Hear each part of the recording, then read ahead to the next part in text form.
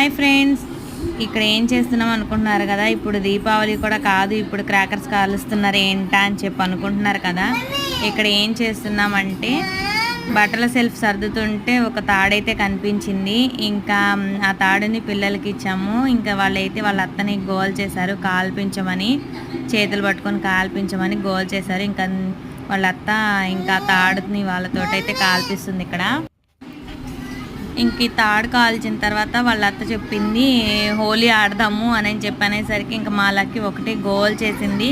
తాడు కాలవడం అయిపోయింది కదా, ఇంకా హోలీ ఆడదాము, లేదు లేదు హోలీ ఆడాల్సిందే అని చెప్పి లక్కీ అయితే గోల్ చేసింది.